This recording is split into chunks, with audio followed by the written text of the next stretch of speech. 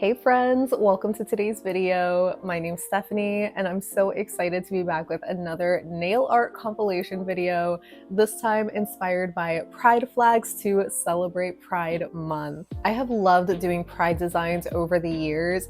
Mainly it started out as just rainbow designs, but in the more recent years, I've done a better job at highlighting and representing more specific flags. So you might recognize some of these, especially if you follow me over on Instagram. I actually have 16 different pride flags and designs to share with you all today. I would like to think that most of them are beginner friendly and you can easily wear them whether your nails are long or short. So without further ado, let's just get into the flags.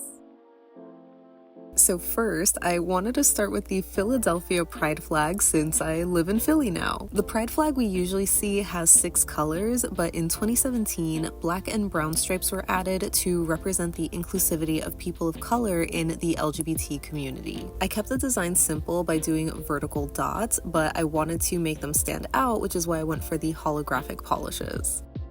The Lesbian Pride Flag features these beautiful sunset colors going from dark orange to dark pink with white in the middle. There's been a few iterations of this flag, but the most common one now is a 5-stripe one, which definitely makes it easier to recreate for nail art. So I'm doing this corner sunburst kind of design, and I'm starting with a white stripe, which represents a unique relationship to womanhood. The orange stripe represents community, the darker orange represents gender nonconformity, the light pink represents serenity and peace, while the dark pink represents femininity. I first created this design a couple of years ago, and it's been my favorite ever since. I love that you can easily swap out the flag colors, but my biggest tip to avoid smudging this design is applying your top coat following the diagonal lines.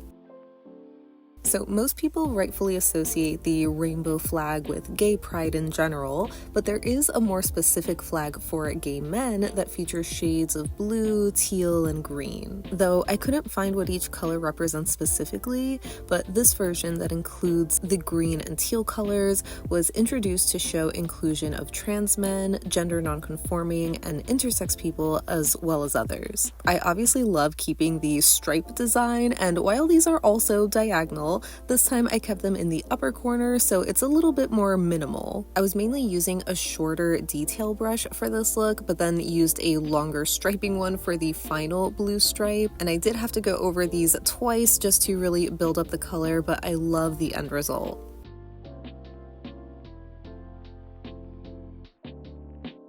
Next up, we have the flag for bisexuals, which is super simple, consisting of 3 colors, pink, purple, and blue. I think gradients are perfect since these 3 shades are basically already in gradient order. I opted for a French tip since it's just one of my favorite designs, but you could of course do your full nail if that's easier. I accidentally painted these in reverse order, but the blue represents attraction to the opposite gender, while pink is attraction to the same gender, and since they overlap to make purple, that represents the attraction to both. I again love going for a simple design but with holo to really make it pop. For the transgender pride flag, I wanted to go with a softer, shimmery look. The flag has 5 stripes, so I thought it would be perfect to switch it up and do 1 stripe per nail in a butterfly tip design. So on my thumb and pinky, I'm using blue to represent masculinity, my pointer and ring finger are pink to represent femininity, and my middle finger is white, which represents people who are transitioning, agender, and intersex. As far as the actual butterfly design goes, I started with 2 coats of my base color in a kind of thicker V shape for my tip, then I outlined that in black and then added a letter Y to create some detail veining for the wings in a more simplified way, and finished it off with 2 little lines for the antenna. If you wanted, you could even try to add white dots using a toothpick in the corners of the wings, but I love this design as it is. It unfortunately turned out really subtle though, where you can barely tell the color difference, but it's still really pretty. Next up we have the non-binary flag, which has 4 stripes. So yellow is for people whose gender doesn't exist in the binary, white is for people of all or many genders, purple is for those with mixed genders, and black is for those who identify as not having a gender. So for this design, I wanted to do these 4 dots kind of outlining my half moon, so it's sort of like a rainbow in a way. It's simple but so cute. Next we have another 3-color flag. This time it's for genderqueer pride. So we have lavender to represent queer identities and expressions as well as androgyny, white for gender neutral and agender identities, and green, or technically chartreuse, for identities outside the binary including the 3rd gender. Being genderqueer is more of an umbrella term that covers identities that aren't cisgender. And this time I went with an actual rainbow or half moon kind of design. If you do this, I definitely think it's easiest to start with the bottom color first. Next we have a super simple flag for intersex pride that consists of yellow and a purple circle. I've already mentioned intersex a couple of times, but if you don't know, it basically is a term for people who are born with multiple or combined traits like genitals, hormones, or even chromosomes, and therefore don't fit in the typical gender binaries. I immediately thought to do a cute little half moon design again, which ended up being a little trickier than planned, but once I finished, I realized it looked like a sun, so then I added in rays in the rainbow colors.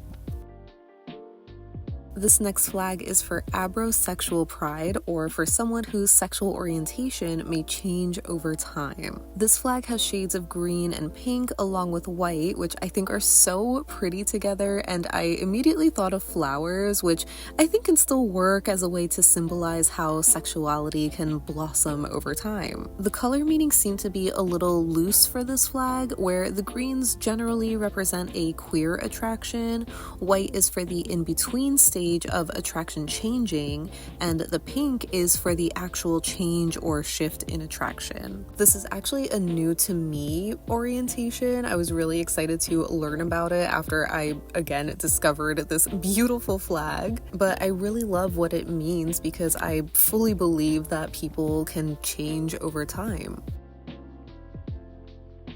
Next up we have the flag for Aroace pride, or for those who identify as aromantic and asexual. This means they experience little to no romantic or sexual attraction. These both have their own individual flags, but I really love the combination since the colors remind me of a sunset over water, so I went with a kind of dry brush design on my tips. We have white to represent wholeness, or those who aren't seeking a committed partnership, yellow to represent love and relationships outside the traditional ideas of romantic and sexual relationships, orange for community, and 2 shades of blue to represent the Aroace identity or experience. For those who just identify as asexual though, the pride flag is a more monochrome palette of black, gray, and white with a stripe of purple. In this flag, black represents asexuality, gray is demi or gray sexuality, which I'll share next, white is for non-asexual partners and allies, and purple represents community. I went with a fun little Dracarys for this flag. I think it just has the perfect amount of colors to not feel too busy. The next flag I want to share is for demisexual pride, or for someone who only experiences sexual attraction to someone after forming a deep emotional connection. It actually uses the same colors as the asexual flag, which basically have the same meaning, but the flag itself looks very different with a black triangle coming out of the side. I decided to do minimal hearts in each color and a line of them across my thumb to represent the emotional connection for those who identify as demisexual. I think I first did this design last year, but with the heart on my thumb to look like the flag, except the triangle was upside down, so I'm not really sure if that counts. Next is another new to me flag. This one is for Genderflux Pride, which is a label to describe how someone's gender identity changes over time, along with how intensely they can identify with said gender. The colors are dark pink to represent women, light pink to represent demi-girls, gray for agender, light blue for demi-boys, dark blue for men, and yellow to represent non-binary genders. I wanted to do a smoosh kind kind of mani, but it didn't turn out quite how I envisioned. I'm not sure if there's too many colors or if I just had bad technique, but I think it still looks cool, just kind of has a more smoky look.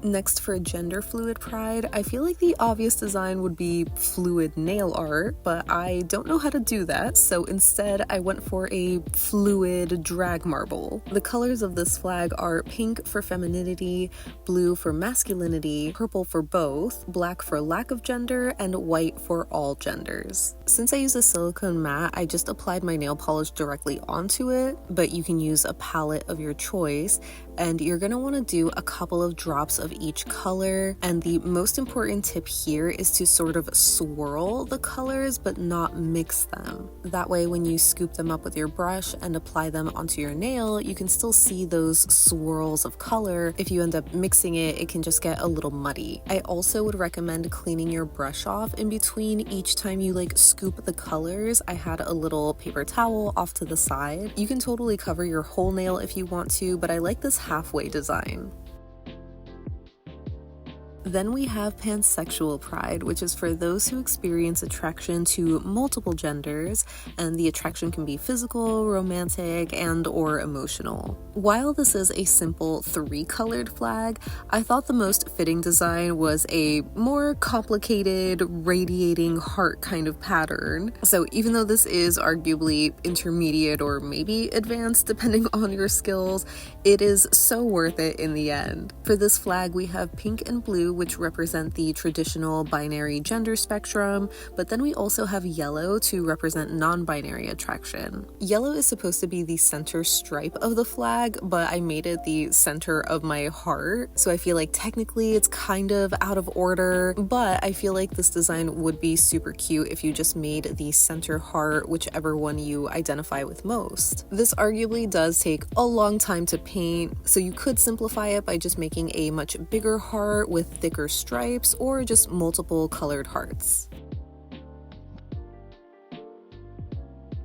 And lastly, I wanted to do a design for Omnisexual Pride, which is the attraction to people of all sexes and gender identities, where gender plays a role in the attraction. Since Omni means all or universal, I thought what better design than a galaxy, especially since the colors work so well for it.